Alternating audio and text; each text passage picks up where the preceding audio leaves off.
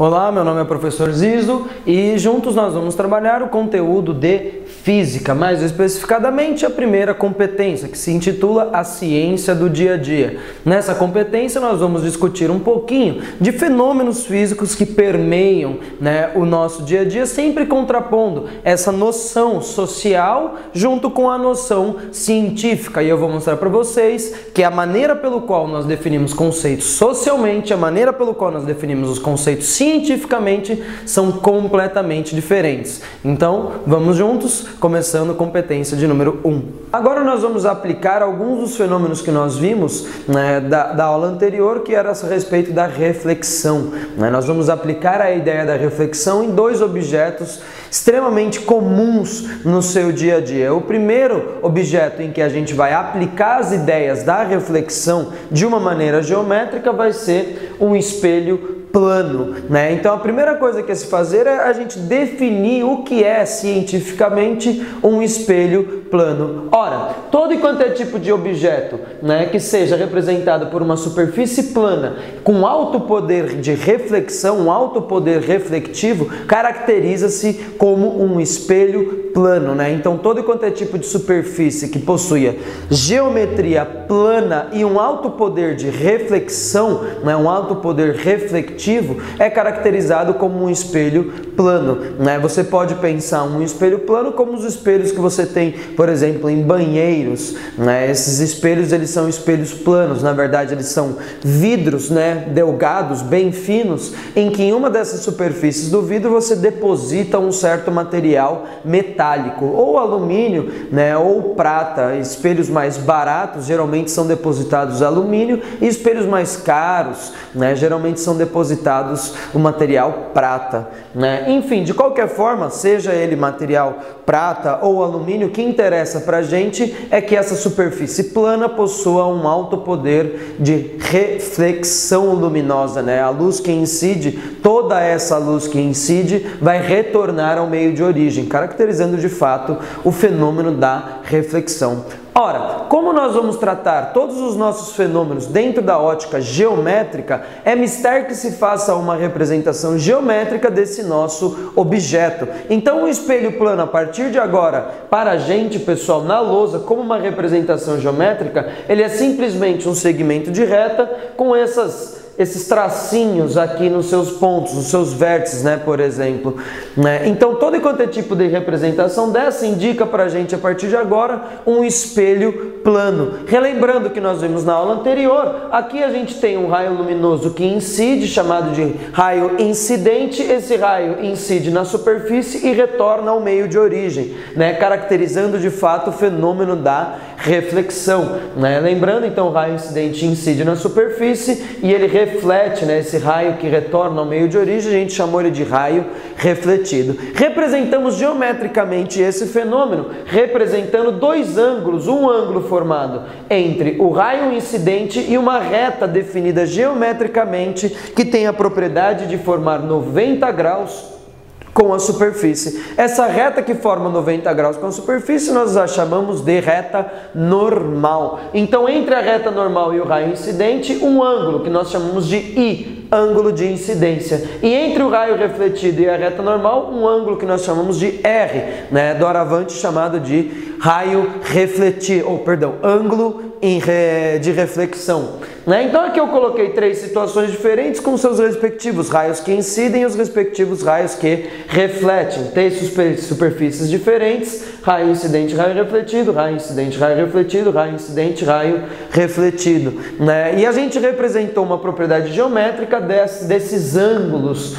Nós vimos que para uma reflexão regular, em que o raio luminoso ele não reflete, sofre uma difusão, ele tem uma reflexão regular, nós podemos representar geometricamente uma relação entre esses dois ângulos, a ponto de afirmar que este ângulo de incidência e este ângulo de reflexão, eles sejam iguais. Nós chamamos essa propriedade geométrica da reflexão regular de segunda lei da reflexão.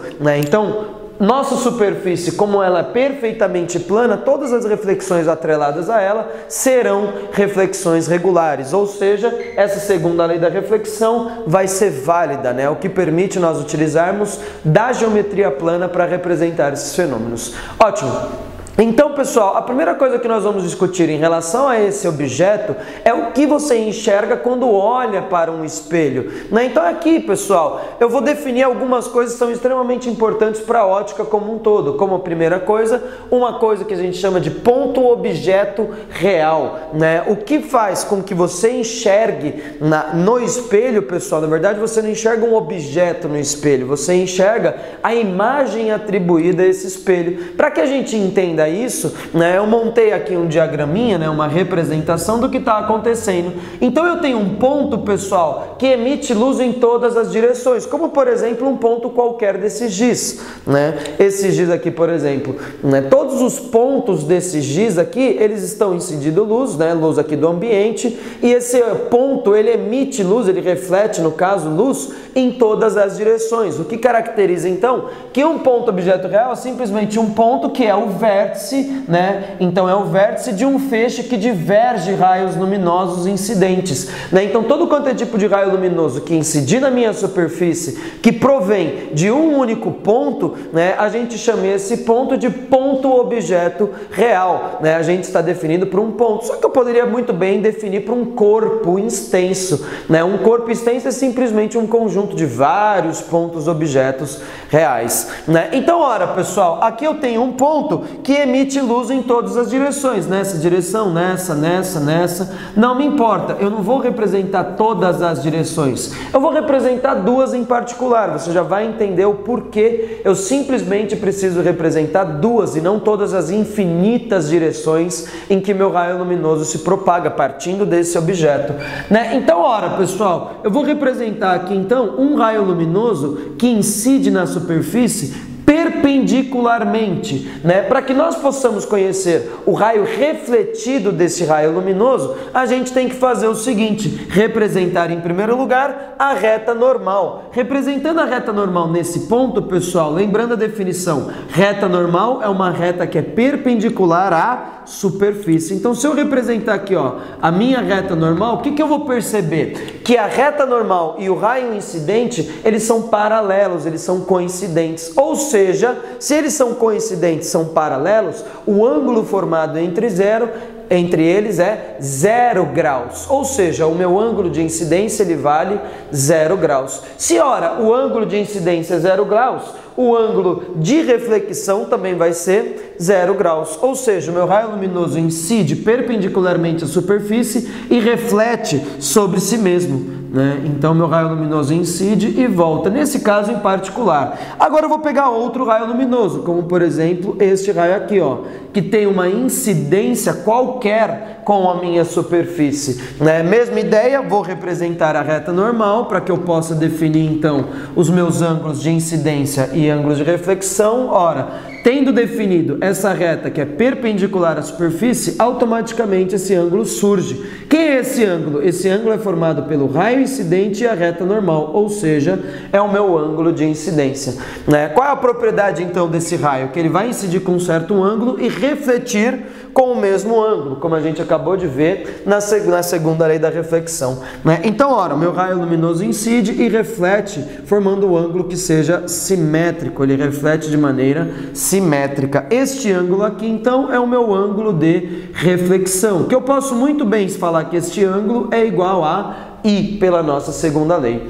Ótimo, pessoal. Agora a gente vai definir uma outra coisa, que é a imagem, que é de fato o que você enxerga, né, olhando para um espelho, né? O que nós enxergamos no espelho não está à frente do espelho, ele está atrás do espelho. Ou seja, para que haja essa formação, né, da imagem do que a gente enxerga, pessoal, a gente vai definir o seguinte: eu vou pegar esses raios luminosos e prolongar esses raios que incidiram no espelho. Então eu vou pegar aqui um raio e prolongar o meu raio. Prolongo o meu raio, né? Prolongo este raio refletido também, e eu vejo que o prolongamento desses raios luminosos, desses raios refletidos, se cruzaram. O ponto em que esses raios refletidos se cruzam, a gente vai definir como sendo a imagem. Isso é uma definição, pessoal, né? É assim que acontece? Não sei, né? Talvez não seja, talvez seja, não importa. Isso é uma representação geométrica e uma definição do que a gente enxerga, né? Olhando para um espelho, a gente enxerga uma imagem. Então eu defini a imagem como sendo um ponto formado pelo cruzamento dos raios luminosos. Os meus raios luminosos se cruzaram neste ponto, né? Então a gente define isso daqui como sendo a imagem. Ela está atrás do espelho, como a gente previu, né? Então ótimo, pessoal. Agora a gente vai definir, né, geometricamente uma propriedade dessa imagem, né? A primeira coisa que a gente pode perceber é que a gente tem duas classes de imagens, né? Esta imagem em particular, ela foi formada pelo prolongamento dos meus raios refletidos, né? Mas a gente pode ter o cruzamento dos raios efetivos, né? Sem que haja necessidade de um prolongamento. Então a gente vai ter duas classes de imagem. Se a nossa imagem for formada pelo cruzamento efetivo dos raios luminosos, essa imagem é chamada de real. Caso, né, a imagem seja formada pelo cruzamento do prolongamento dos raios luminosos refletidos, essa imagem vai se chamar de virtual. Ora, no nosso espelho plano, pessoal, para que haja o cruzamento dos raios luminosos, a gente teve que prolongar os raios refletidos, ou seja, no espelho plano a imagem sempre vai ser virtual, sem exceção. Num espelho plano a imagem sempre vai ser virtual. Ótimo, pessoal. Então agora geometricamente a gente vai tratar o seguinte, né? Olha aqui, ó. Se eu tenho o ângulo de incidência, o ângulo de reflexão, nós vimos que esses ângulos são iguais, já até escrevi I igual a R ou R igual a I, se você preferir. Se eu observar este ângulo aqui, pessoal, eu vou ver o seguinte, né? Que este ângulo e este ângulo, eles são opostos pelo vértice, né? Usando o teorema de Tales, você consegue mostrar que esses ângulos eles têm que ser iguais, ou seja, este ângulo eu chamei de R, né? Igual a I, ou então esse daqui então vai ser também I, né? Se eu olhar para este ângulo aqui, pessoal, eu vejo que eles são alternos. Olha, duas retas paralelas que se interceptam por uma terceira reta, esses ângulos obrigatoriamente vão ser iguais. Novamente, teorema de Tales sendo aplicado, né? Então esse ângulo aqui também é um ângulo de incidência. Este ângulo que foi formado pelo prolongamento dos raios também é I. O que significa, pessoal? Como esta altura, né? Se você conseguir observar aqui, você vai ver um triângulo aqui, um triângulo aqui. Como esta altura é o mesmo para os dois triângulos e este ângulo é o mesmo para os dois triângulos, eu posso muito bem afirmar que esta distância e esta distância, elas têm que ser iguais. Se por acaso essa distância aqui for x, essa distância aqui também vai ser x. O que significa, pessoal? Que o fato de que o meu ângulo de incidência e o ângulo de reflexão são iguais, fazem com que o objeto e a imagem no espelho plano, eles sejam simétricos em relação ao espelho. Então o espelho, ele divide uma simetria entre o objeto e a imagem, né? O meu objeto e minha imagem virtual, existe uma simetria. Se o objeto está a 30 centímetros, por exemplo, da superfície do espelho, a imagem formada também vai estar a 30 centímetros da superfície do espelho, porém no lado em que a luz não incide, né? Na parte traseira do meu espelho. Lembrando, isso é uma representação, uma definição uma representação absolutamente geométrica. Então agora nós vamos aplicar algumas dessas situações da nossa propriedade de simetria. Então, como nós acabamos de ver, o objeto e a imagem eles são simétricos em relação ao espelho plano, né? Então a gente vai aplicar essa ideia para definir algumas características da imagem, né? O que a gente enxerga olhando para um espelho, né? Então aqui, pessoal, eu fiz um esqueminha gráfico entre, né, uma letra, minha letra Z, né, Z de Ziso, um espelho plano, e eu representei dessa letra 4 pontos objetos, né? Representei um ponto vermelhinho, laranja, rosinha e azulzinho, né? Desses 4 pontos, pessoal, pelo que a gente viu, cada ponto objeto vai ter uma imagem simétrica em relação ao espelho. Então, ora, aqui eu já representei a distância pra gente, pessoal. A distância do ponto vermelho ao espelho é essa distância aqui. Se por um acaso eu projetá-la simetricamente ao espelho, eu vou ter este ponto imagem, este ponto objeto, seu respectivo ponto imagem, também simétrico, ponto objeto, ponto imagem, ponto objeto, ponto imagem, todos eles simétricos. Se por acaso agora eu ligar os pontos, né, azul para o rosa, rosa para o laranja, laranja para o vermelho, eu vou ter o seguinte, né, eu vou ter a minha imagem, o que a gente enxerga, né, a formação de todos os pontos objetos para suas respectivas imagens, né? O que a gente pode ver aqui, pessoal? Que o Z objeto e o Z imagem, eles estão ao contrário. Esse objeto e essa imagem, em geral, o objeto e a imagem, eles não são sobreponíveis, né? Não há como sobrepor esses objetos e imagens que o espelho plano nos dá. Isso porque a imagem, ela sempre vai ter uma forma contrária ao objeto, né? Só que cuidado, pessoal, eu já falei em geral, porque existem casos, se porventura você colocar, né, o seu espelho paralelo ao eixo de simetria, por exemplo, da própria letra, que nem aqui eu peguei um V de vestibular, por exemplo, né? Eu tenho aqui, ó, se eu colocar um espelho plano aqui, a imagem vai ser sobreponível. Porém, se eu pegar o espelho plano e colocar ele diferente, né, de forma diferente a ser paralelo com um eixo de simetria, a gente vai ter novamente essa propriedade, né? Aqui eu coloquei a letra V, o meu espelho plano, e a gente vê que o objeto e a imagem, de fato, eles não são sobreponíveis, né? Então só toma cuidado com isso, porque em geral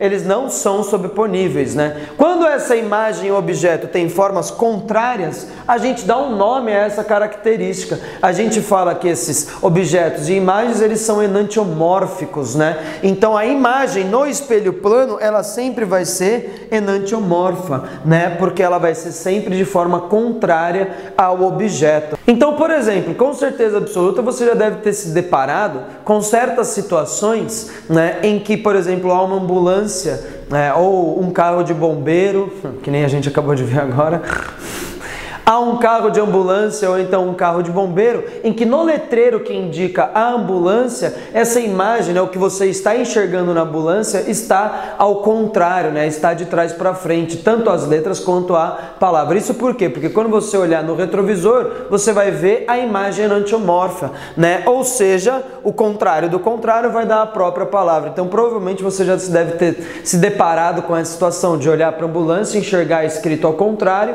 e a hora que você olhar no espelho, você tem a palavra bonitinha, né? Justamente para que os motoristas consigam se guiar a partir do que eles enxergam no retrovisor, né? Então, ora, pessoal, essa imagem, ela é chamada, que tem por forma contrária, ela é chamada de enantiomorfa. Outra coisa que a gente vai aplicar essas ideias da simetria e a reflexão, que o ângulo de incidência e o ângulo de reflexão são iguais, né? Vai ser a partir da definição de um campo visual. Um campo visual, pessoal, é a região que se contempla ao olhar em um espelho. Então, o que se enxerga, a região que você enxerga ao olhar em um espelho plano, é definido para a gente como sendo campo visual, né? Então, representar o que se enxerga em um espelho, pessoal, nada mais, nada menos é do que usar a propriedade da segunda lei da reflexão, que os ângulos de incidência e de reflexão sejam iguais. Então, olha, aqui eu já montei um esquema gráfico, pessoal, do seguinte: eu tenho meu espelho plano,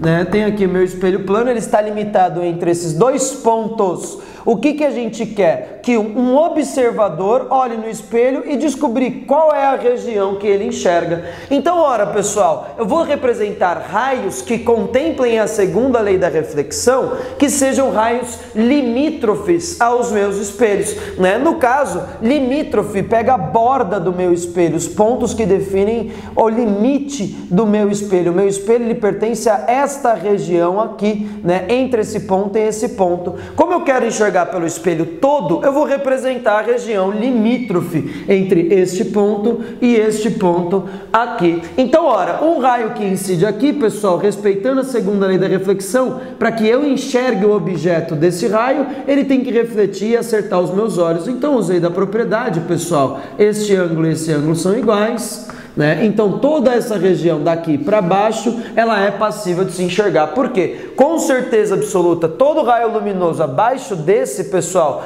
vai existir um raio que respeita a segunda lei da reflexão e incide no meu olho, ou seja, eu vou conseguir enxergá-lo. Mesma coisa, pessoal, nesse ponto limítrofe abaixo, né? Eu peguei aqui, representei um último raio luminoso que incide e reflete de forma simétrica, atingindo o meu olho, né? Mesma coisa, ângulo de incidência, ângulo de reflexão iguais, né? Então, ora, essa região daqui para baixo e essa região daqui para cima, essa intersecção dessas duas regiões, formam o que a gente chama de campo visual. Porém, pessoal, ao invés de você ficar medindo esses ângulos e mostrando que eles são iguais, eu vou mostrar para vocês um jeito muito mais prático de definir o campo visual, usando simplesmente a propriedade da simetria entre o objeto e a imagem. Então, ora, isso daqui é um objeto, eu peguei a sua imagem, né, a simétrica, a imagem simétrica, defini aqui, e simplesmente a partir desse ponto da imagem simétrica do meu olho, eu tracei retas que limitam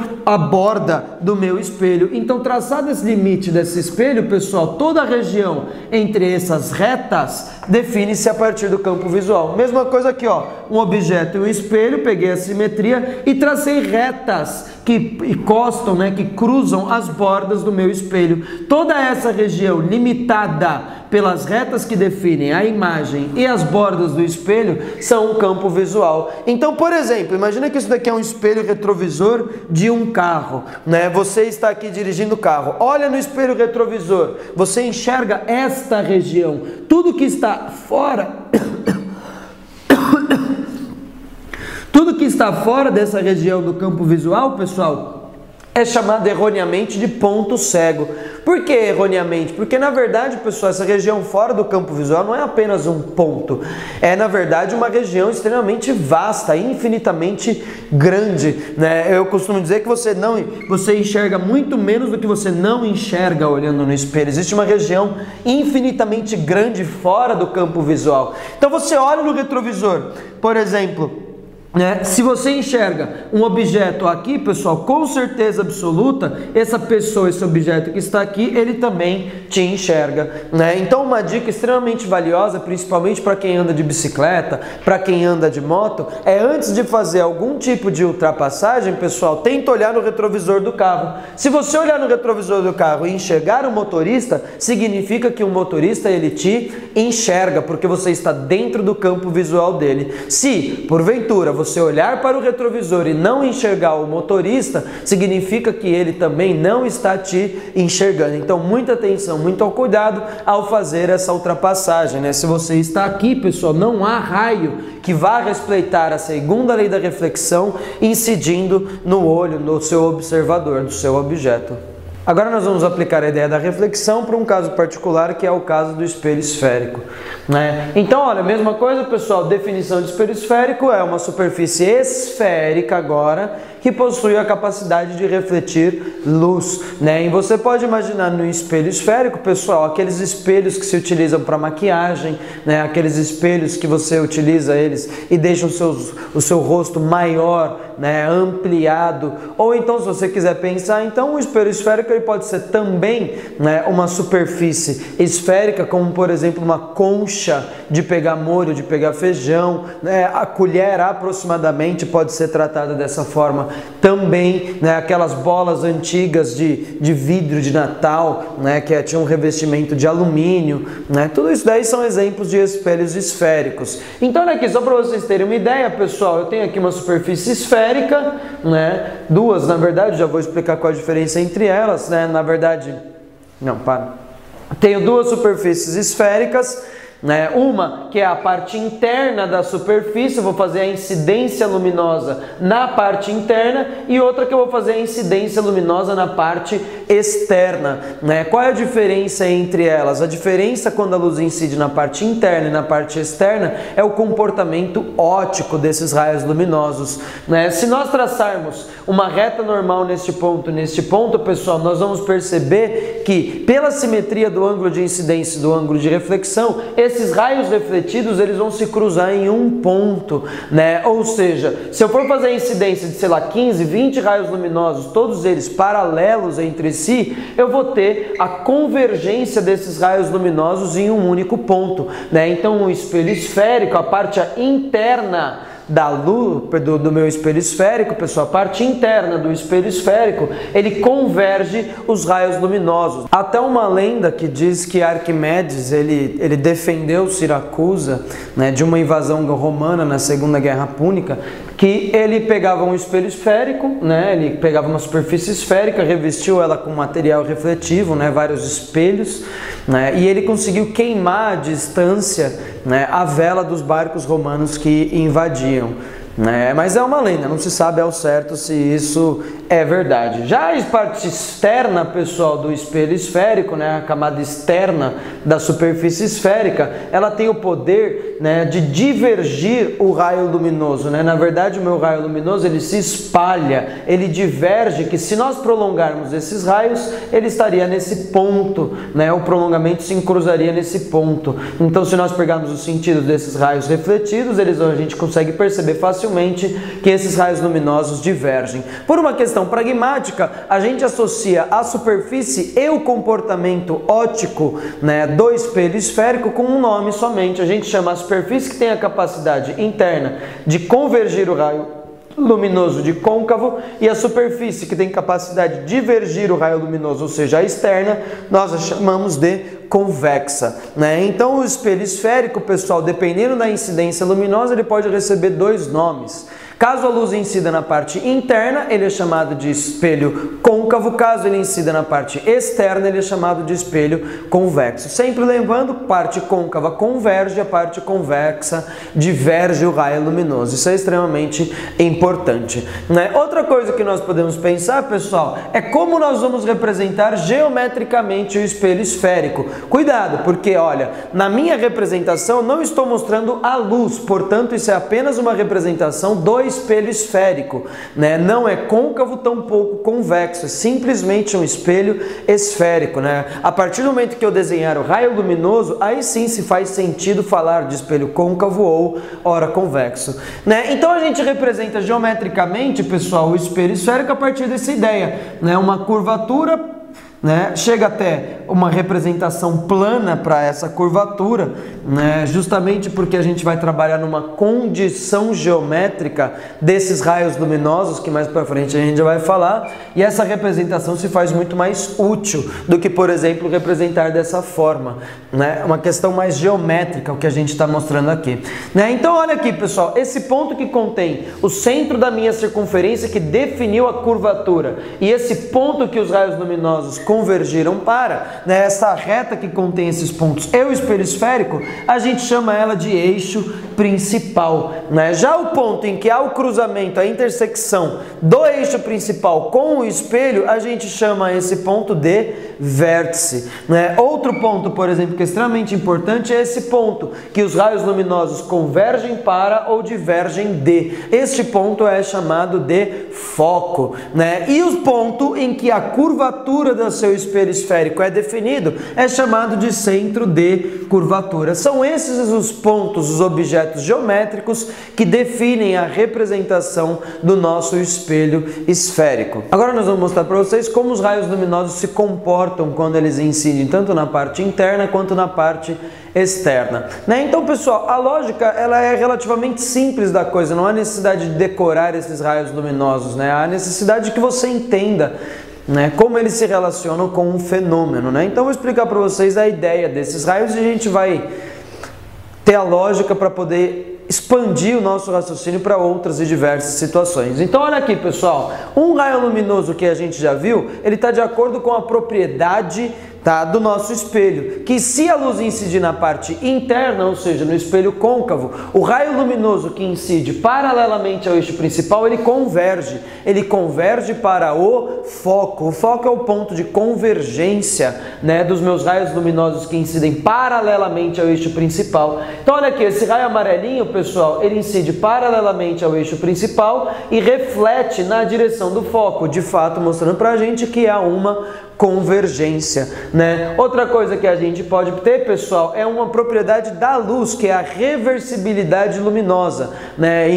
A grosso modo, a ideia da reversibilidade é o seguinte: o caminho que a luz faz para ir é o mesmo caminho que a luz faz para voltar, né? Não faz o menor sentido ela fazer um caminho para ir e voltar por outro completamente diferente, dentro da mesma situação. Então, olha, a ida do meu raio luminoso é paralelamente ao eixo principal, reflete na direção do foco. A volta seria o que, pessoal? Incide na direção do foco e reflete paralelamente ao eixo principal. Então pode perceber que esse raio amarelinho e esse raio laranjinha, eles são simplesmente os mesmos raios, só que de sentidos contrários. Como se eu colocasse meu laser aqui, né, e depois colocasse o meu laser fazendo com que o raio luminoso passasse pelo foco. Então um é o inverso do outro, é o sentido contrário do outro, né? Outro raio luminoso que a gente pode provar geometricamente facilmente, pessoal, é eu pensar no seguinte, que o eixo principal ele cruza o centro da circunferência. Então neste ponto do vértice, ele serve de reta normal, ele vai ser perpendicular à superfície esférica. Então, ora, no vértice, pessoal, eu tenho uma reta normal, já definida pelo próprio eixo principal. Se eu faço a incidência do raio luminoso, a gente conhece bem essa reflexão. O raio luminoso que incide no vértice, né, ele vai formar com o eixo principal um ângulo de incidência, que convenientemente é a minha reta normal, ou seja, o meu raio luminoso vai refletir pelo eixo principal de maneira simétrica, né? Essa distância, elas têm que ser iguais para que o ângulo de incidência e o ângulo de reflexão eles sejam iguais, né? Outro raio luminoso que a gente pode perceber é todo e quanto é tipo de reta que na circunferência cruzar o centro de curvatura forma uma reta normal. Então, por exemplo, se eu traçar uma reta aqui, olha, essa reta que eu acabei de traçar é uma reta normal. Se por um acaso eu faço a incidência de um raio luminoso atravessando o centro de curvatura, esse raio luminoso e a reta normal vão ser coincidentes, ou seja, se são coincidentes, o ângulo de incidência vai ser nulo. Se incide com 0 graus, ele vai refletir com 0 graus. É por isso que todo raio luminoso que incide no centro de curvatura, ele reflete sobre si mesmo, né? E as lógicas desses raios luminosos, pessoal, elas se mantêm. Quer ver? Eu vou representar da mesma forma esses 4 raios luminosos, que são chamados de raios notáveis, só que agora para um espelho convexo. Então, olha, a lógica é a mesma. O raio luminoso que incide paralelamente ao eixo principal reflete na direção do foco. No espelho convexo ele está divergindo, ótimo, está de acordo com o que a gente esperava. Reversibilidade luminosa, pessoal. O raio luminoso incide na direção do foco e vai refletir paralelamente ao eixo principal. Percebam que, de novo, o amarelinho e o laranjinha são os mesmos raios, só que de sentidos contrários. Eu coloquei ele em lugar diferente para não colocar um em cima do outro, né? Senão o desenho ficaria feio, né? Outro raio luminoso é o ponto do vértice. O raio luminoso que incide no vértice em relação ao eixo principal, ele reflete de maneira simétrica, ou seja, esse ângulo e esse ângulo eles são iguais. Outra coisa que a gente pode perceber é o raio luminoso do centro de curvatura. O raio luminoso que incide no centro de curvatura, na direção do centro de curvatura, ele reflete sobre si mesmo. Então não são 8 raios diferentes, né? 4 para o côncavo, 4 para o convexo. Não. A definição desses raios e o comportamento óptico desses raios, pessoal, é independente do tipo da superfície, seja ela interna ou externa. É lógico que representar graficamente há uma diferença. Porém, a definição desses raios, não. 4 raios notáveis, pessoal. Todo raio luminoso que incide paralelamente ao eixo principal reflete na direção do foco. Todo raio luminoso que incide na direção do foco reflete paralelamente ao eixo principal. Todo raio luminoso que incide no vértice reflete de acordo com a segunda lei da reflexão em relação ao eixo principal, ou seja, de forma simétrica. E por último, todo raio luminoso que incide na direção do centro de curvatura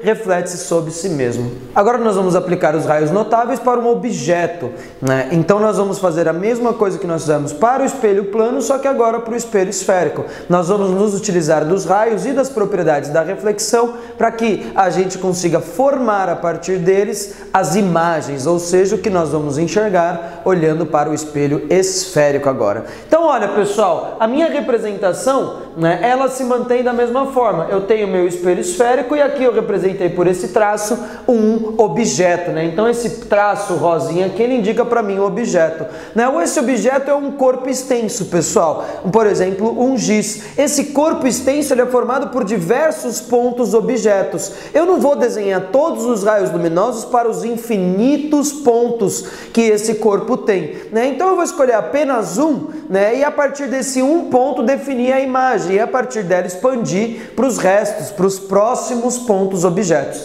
Então, ora, pessoal, eu vou optar por pegar o ponto, né, limite superior do meu objeto, porque a partir dele eu formo a imagem do ponto imagem deste superior aqui, eu vou definir a imagem agora de apenas um ponto do meu objeto, o ponto superior, porque eu conheço a imagem desse ponto e o restante está abaixo desse ponto. Então fica relativamente simples se nós construirmos desta maneira, limitando o objeto, né? Então esse ponto ele emite luz em todas as direções, porém eu não vou representar todos os raios luminosos, eu vou representar só aqueles que me convêm.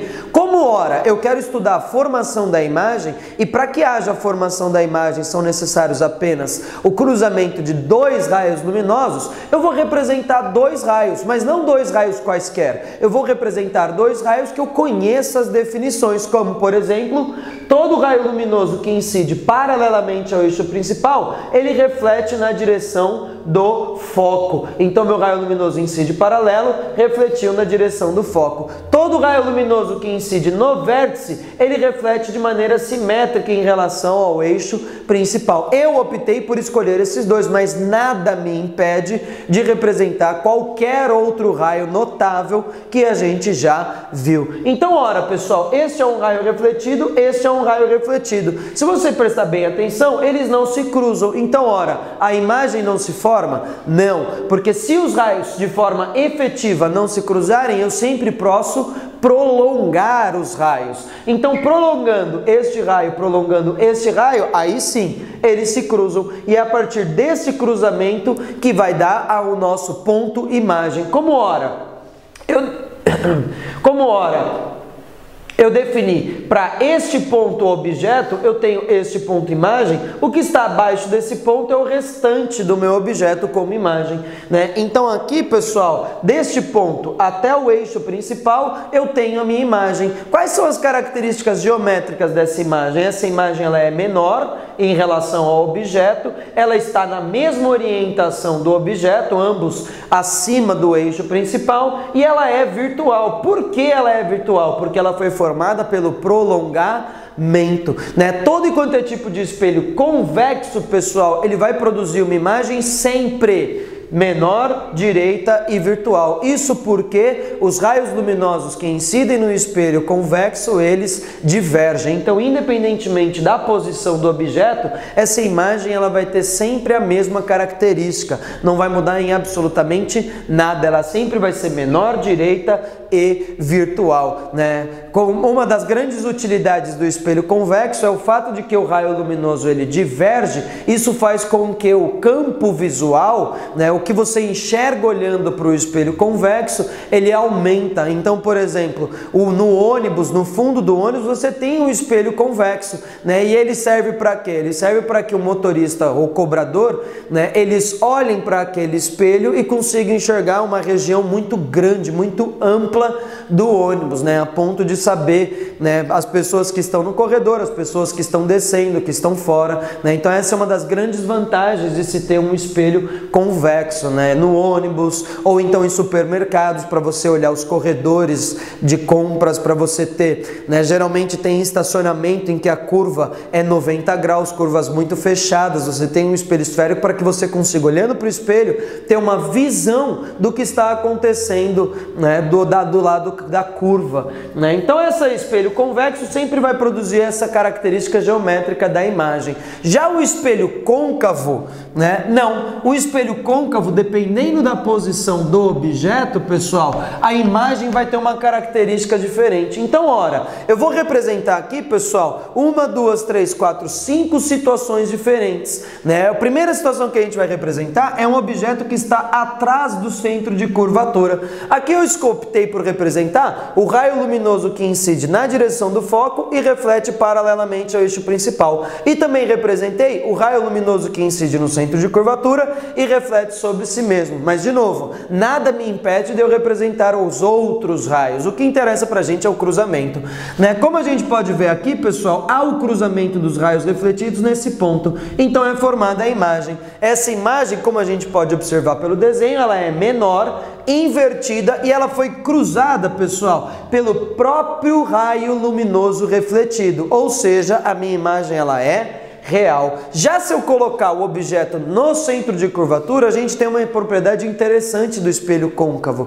né? Que é a simetria com o centro de curvatura. A imagem e o objeto que está no centro de curvatura, pessoal, elas têm a mesma formação. Olha aqui, ó, raio luminoso incide paralelo ao eixo principal, reflete na direção do foco. Raio luminoso incide no foco, reflete paralelamente ao eixo principal. Como a gente está aproximando essa superfície para uma reta, pessoal, este ângulo e este ângulo são iguais. Como essa reta e essa reta são paralelas, tá? Esses ângulos de fato vão ser iguais. Ou seja, esta altura e esta altura, elas vão ser as mesmas. Então a minha imagem e o meu objeto, elas possuem o mesmo tamanho, só que aqui a minha imagem é invertida e foi formada pelo cruzamento efetivo dos raios luminosos, ou seja, real. Já se eu colocar o meu objeto entre o centro de curvatura e o foco, a característica da minha imagem vai ser diferente. Ela vai ser maior, invertida e real, né? Os meus raios luminosos, eles vão se cruzar atrás do centro de curvatura. Se eu colocar o meu objeto no foco, aparece uma propriedade extremamente interessante do espelho côncavo, que é o seguinte, ó.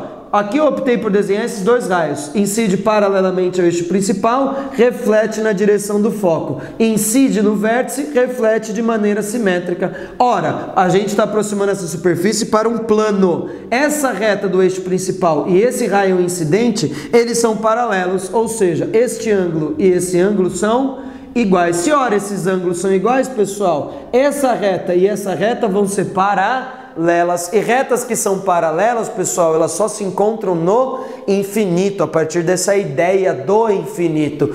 Quando a imagem é formada no infinito, a gente dá um nome, a gente fala que essa imagem é imprópria.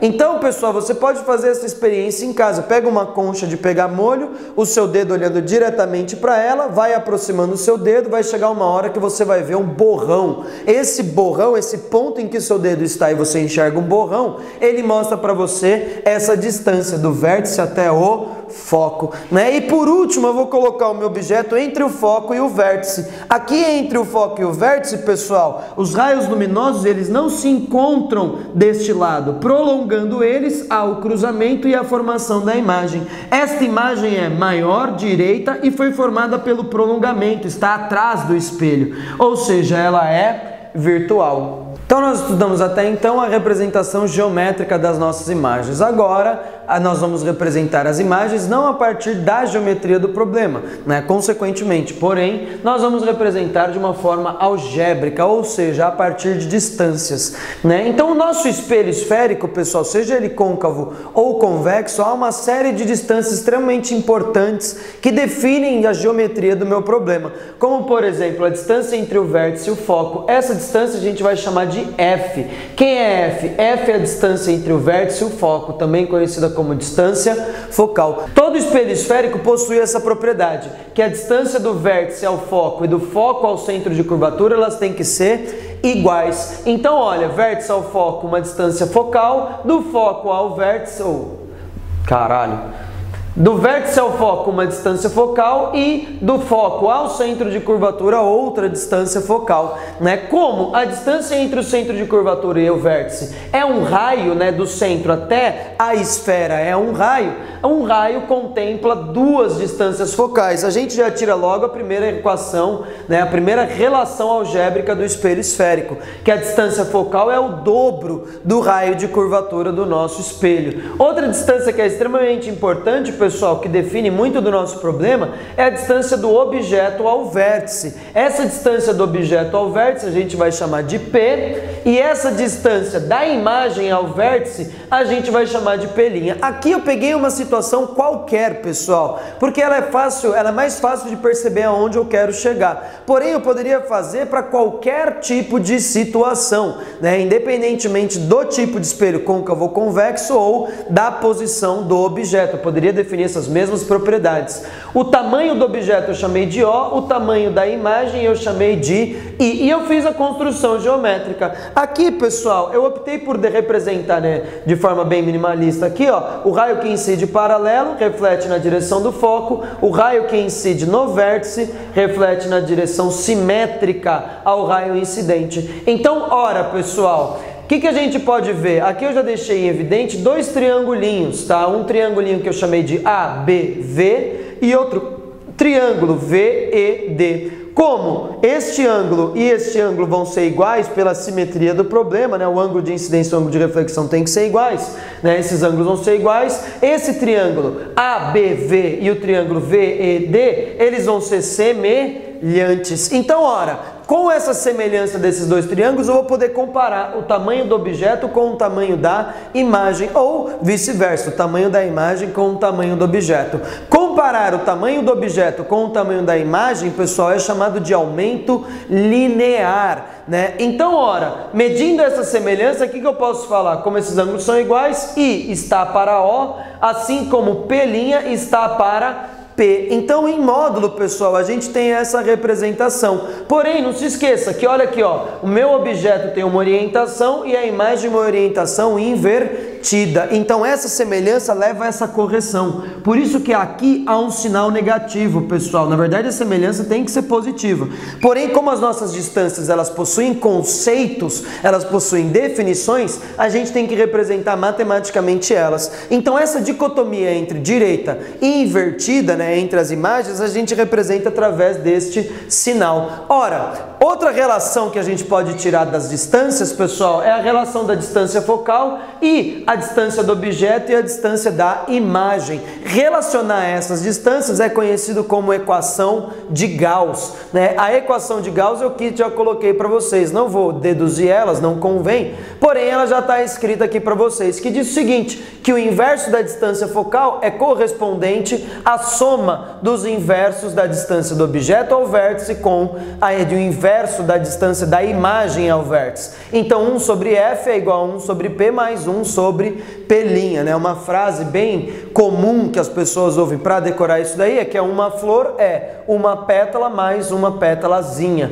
né? Então a ideia de representar essas distâncias algebricamente é conhecida através da equação de Gauss. Novamente, pessoal, essas nossas imagens e os nossos espelhos, eles possuem definições, né? A nossa imagem ela pode ser tanto real quanto virtual. Então a gente representa matematicamente essa dicotomia entre a imagem virtual e imagem real, né? A gente representa a imagem virtual, pessoal, como uma distância negativa e a imagem real como uma distância positiva. Então toda imagem virtual, ela possui um P' menor que zero. A P' tem que ser negativo, obrigatoriamente negativo. Se você faz essa conta e descobre porventura o valor de P' e viu que ele dá negativo, com certeza absoluta essa imagem ela é, pelas nossas definições, virtual. Se P' é positivo, imagem real. Mesma coisa para o espelho. O espelho é côncavo quando a distância focal dele for positiva. O espelho é convexo quando a distância focal dele for